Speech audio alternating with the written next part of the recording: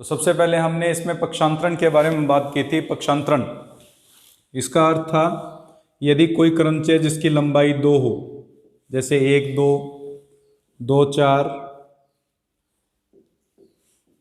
4 1, ये सभी पक्षांतरण कहलाते हैं।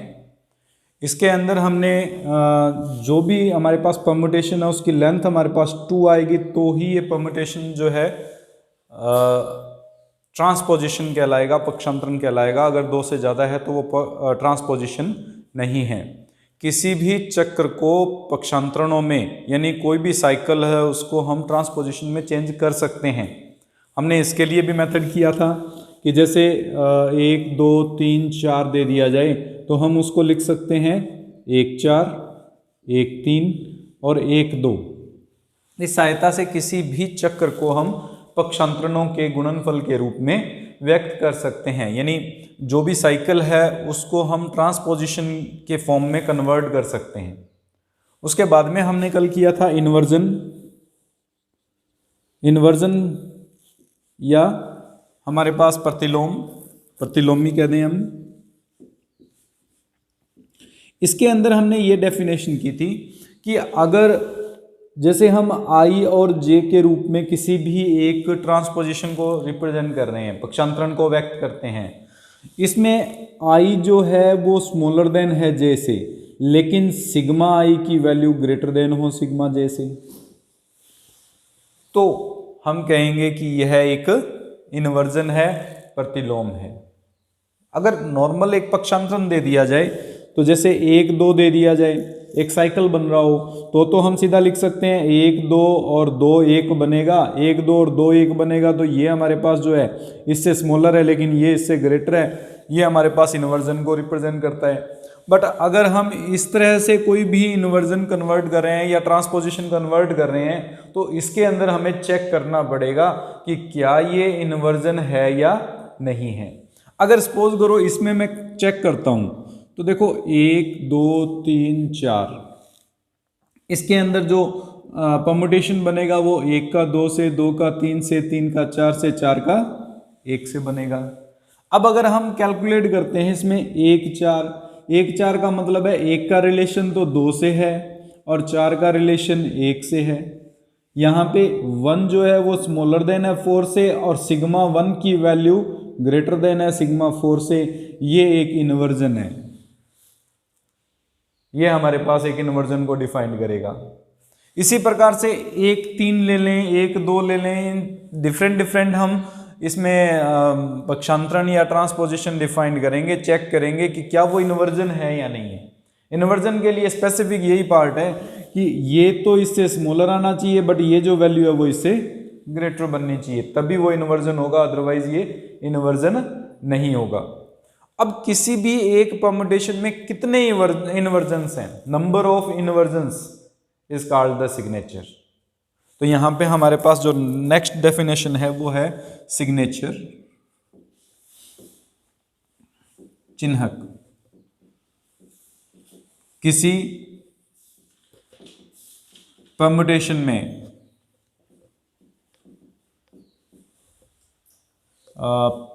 प्रतिलोमी की संख्या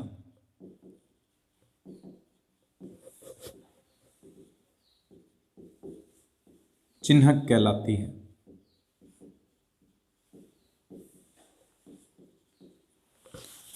Number of inversions in any permutation is called as a signature and it's represented by SI sin sigma। Sine sigma का मतलब है उसमें कितने इन्वर्जन है, नंबर ऑफ इन्वर्जन्स को शो करता है।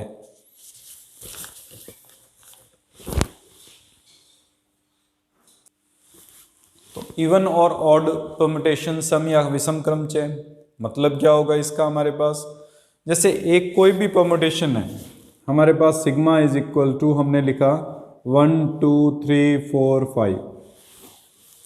अब इसको हम अगर ट्रांसपोजिशन की फॉर्म में लिखें, पक्षांतरणों के रूप में लिखें तो क्या क्या पक्षांतरण बनेंगे, 1 5 बनेगा, फिर 1 4, फिर 1 3, 1 2।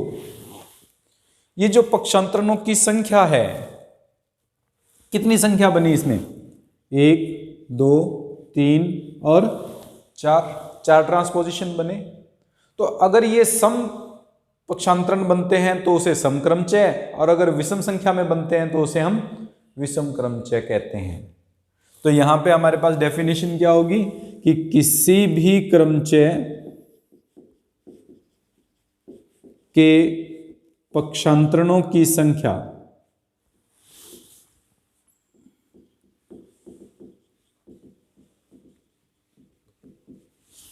सम है तो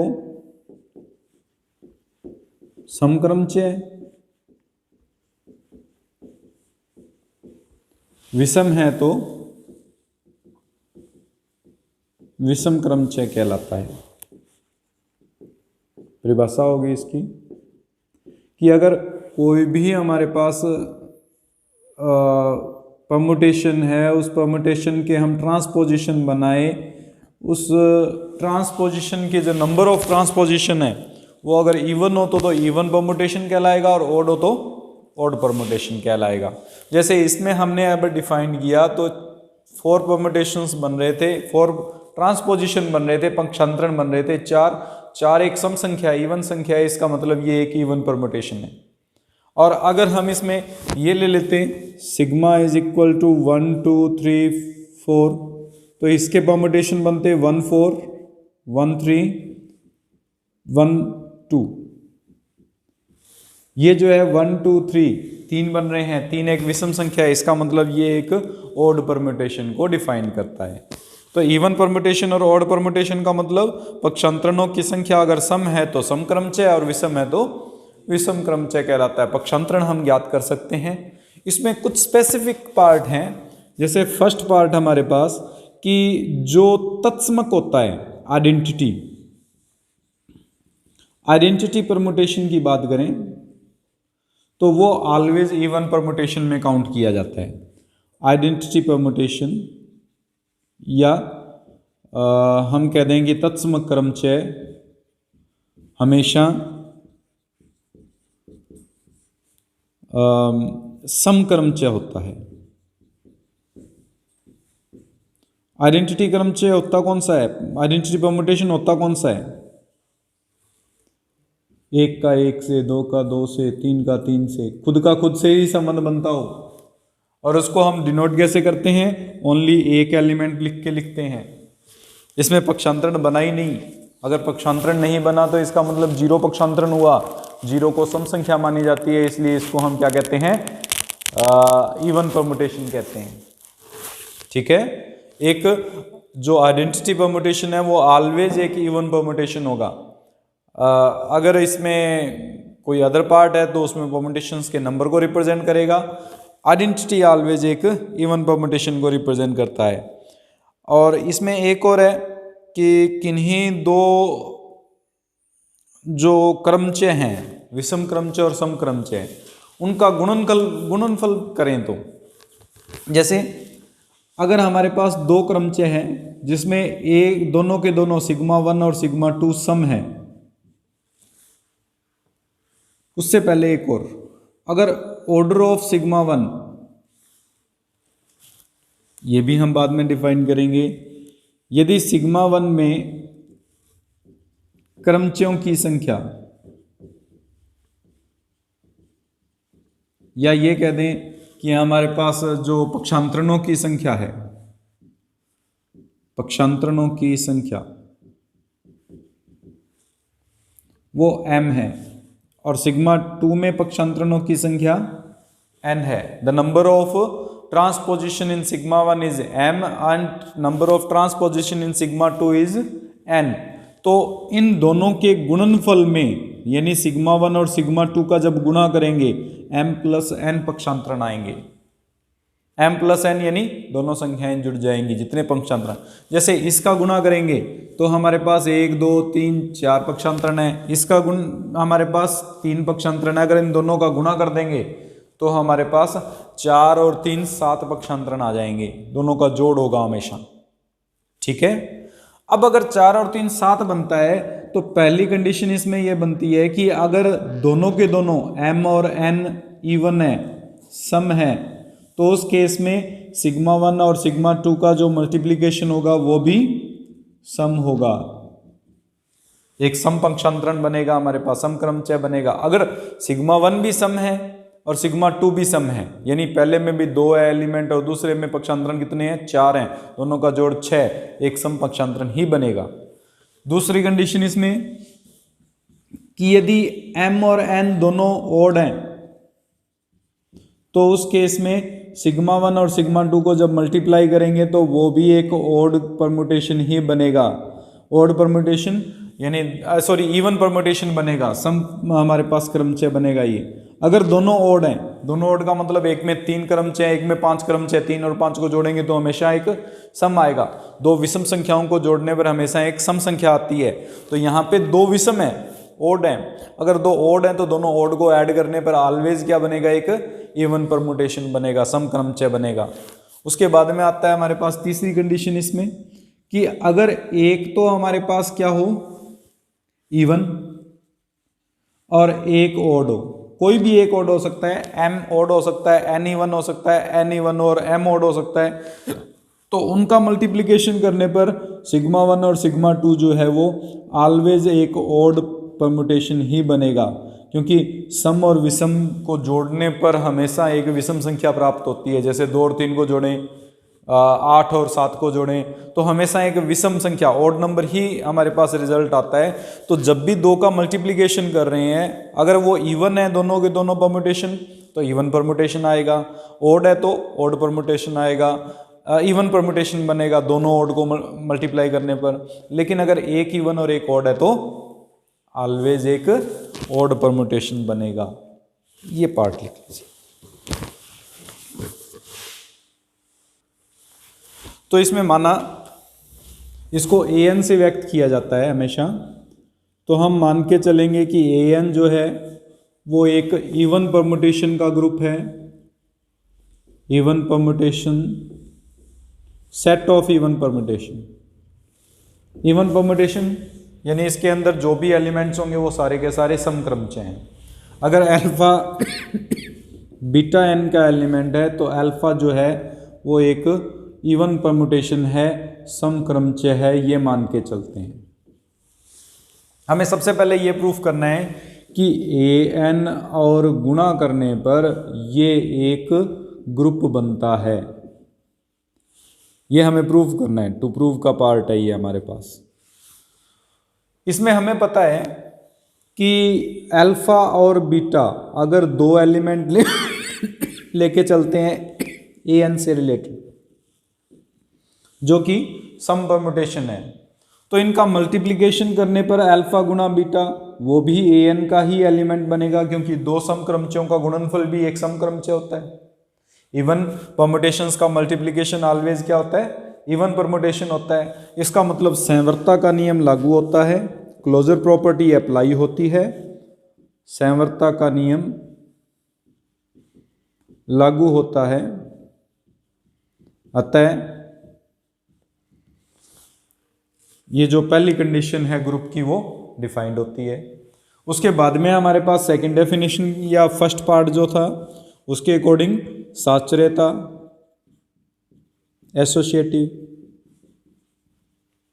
अब एसोसिएटिव क्या था, हम अल्फा बीटा और गामा तीन एलिमेंट ले लें तो हमें पता है मल्टीप्लिकेशन जो होता है परमुटेशन का वो ऑलवेज एसोसिएटिव होता है, यानी अल्फा और बीटा का मल्टीप्लाई करके गामा से मल्टीप्लाई कर दें तो भी ये रिजल्ट आएगा। अर्थात हमारे पास साचर्यता का नियम भी लागू होता है, यानी an इंटू जो है उसमें एसोसिएटिव भी है।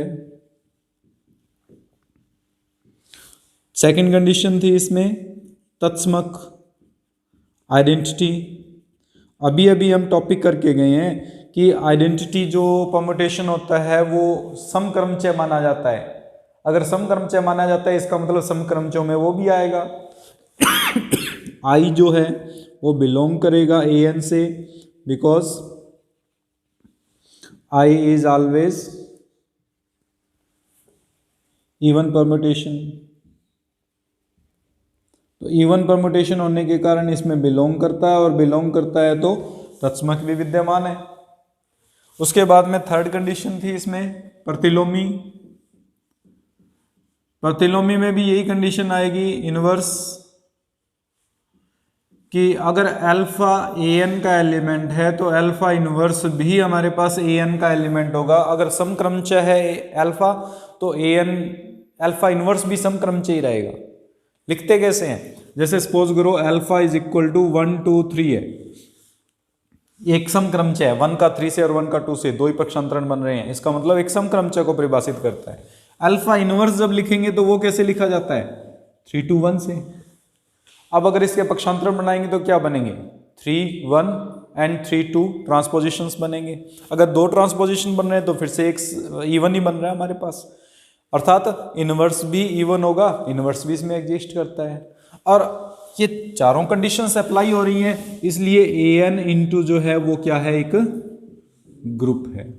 अब हमें ये प्रूफ करना है कि इस ग्रुप में जो ऑर्डर है, यानी इस ग्रुप में या जो इस समुच्चय ए एन है उसमें अवयवों की संख्या 1/2 n फैक्टोरियल के बराबर होगी। उसको प्रूफ करने के लिए माना A N, order of A N है वो m के इक्वल है, और ऑर्डर ऑफ बी एन वो n के इक्वल मान लेते हैं, r के इक्वल। यहां ए एन जो है वो समक्रमचय है और बी एन मान के चलते हैं विषम क्रमचय। हम लेके चल रहे हैं कि ए एन जो है वो समक्रमचयों का समुच्चय है और बी एन जो है वो विषम क्रमचयों का समुच्चय है, जिसमें ऑर्डर ऑफ ए एन जो है वो इक्वल्स टू है एम के और ऑर्डर ऑफ बी एन है वो किसके इक्वल है, आर के। और हमें पता है कि ए एन और बी एन का अगर कॉम्बिनेशन करेंगे तो वो टोटल समुच्चय एस एन के इक्वल आएगा, यानी m प्लस आर जो है वो इक्वल होगा n फैक्टोरियल के, क्योंकि n नेचुरल नंबर से n फैक्टोरियल परमुटेशंस बनाए जा सकते हैं। कुछ सम होंगे कुछ विषम होंगे, दोनों का सम करेंगे तो ऑलवेज टोटल नंबर के इक्वल आएगा। Total number of permutation n factorial होता है, इसलिए m प्लस आर किसके इक्वल आएगा, n फैक्टोरियल के। अब सबसे पहले देखो हमारे पास जो सपोज करें कि बीटा है वो बीटा एन बी एन से रिलेटेड है, हम ये लेट करके चलते हैं, और ए एन के अंदर जो एलिमेंट्स हैं वो कुछ इस प्रकार से हैं, alpha 1 alpha 2 up to alpha n। ठीक है, अगर मैं इसको बीटा से मल्टीप्लाई कर दूं, यानी beta alpha 1 beta alpha 2 up to beta alpha m, ये एक विषम क्रमचय था, विषम क्रमचय था, और ये सभी क्या हैं, समक्रमचय। ये विषम क्रमचय और ये समक्रमचय मल्टीप्लाई करेंगे, ओड और इवन का मल्टीप्लाई करने पर एक ओड नंबर बनता है, अभी अभी बताया था हमने। अगर ओड नंबर बनता है तो इसका मतलब ये सारा का सारा एक ओड परमुटेशन बन गया, और अगर ओड परमुटेशन बन गया तो ओड परमुटेशन किससे रिप्रेजेंट हो रहा था, बी एन से। इसका मतलब ये जो भी एलिमेंट बना वो बी एन का सबसेट होगा। अगर बी एन का सबसेट होगा तो इसमें तो एलिमेंट्स m है और इसमें एलिमेंट्स जो हैं वो r हैं, तो m smaller than equal to होगा r से। सबसेट है तो इसके अंदर या तो उससे इक्वल परमुटेशंस बनेंगे या उससे कम बनेंगे, उससे ज्यादा तो नहीं बन सकते। सिमिलरली अगर अल्फा जो है वो हमारे पास लेके चलते हैं, बीटा जो है वो हमारे पास बी एन से रिलेटेड है, और हम अगर बीटा इंटू बी एन निकालें, यानी बी एन के ही एलिमेंट्स इस बीटा के एलिमेंट्स जो हैं उन्हीं से मल्टीप्लाई कर दें। बी एन के अंदर जो एलिमेंट्स थे वो मान के चलते हैं बीटा 1 बीटा 2, तो बीटा बीटा 1 आएगा, बीटा बीटा 2 आएगा, up to beta beta n बनेगा। एन एलिमेंट्स थे इसमें। अब देखो ये एक विषम क्रमचय है, उसको विषम क्रमचय से ही गुणा कर रहे हैं। विषम को विषम से गुणा करेंगे तो हमेशा क्या बनेगा, एक समक्रमचय बनेगा। यानी ये जो भी हैं सारे के सारे क्या बन गए, समक्रमचयों का समुच्चय बन गया। और अगर समक्रमचयों का समुच्चय बन गया तो ये सबसेट होगा किसका, ए एन का। इसमें एलिमेंट्स जो थे वो आर थे, यानी बीटा बीटा आर तक लेके चलेंगे तो r smaller than equal to होगा किससे, ऊपर तो कह रहे हैं m is smaller than equal to r, यहां कह रहे हैं r is smaller than equal to m. इसका मतलब आर और एम क्या है आपस में, m is equal to r, और m इक्वल्स टू आर अगर इसमें पुट कर दें तो ये बन जाएगा 2m is equal to n factorial या m is equal to 1/2 n factorial, अर्थात ऑर्डर ऑफ an जो है वो हाफ ऑफ n फैक्टोरियल के इक्वल होगा, यानी जितने परमुटेशंस बनेंगे उसका हाफ समक्रमचय होंगे और हाफ ही क्या होंगे, विषम क्रमचय बनेंगे। ये हमारे पास थ्योरम थी एकांतर ग्रुप की।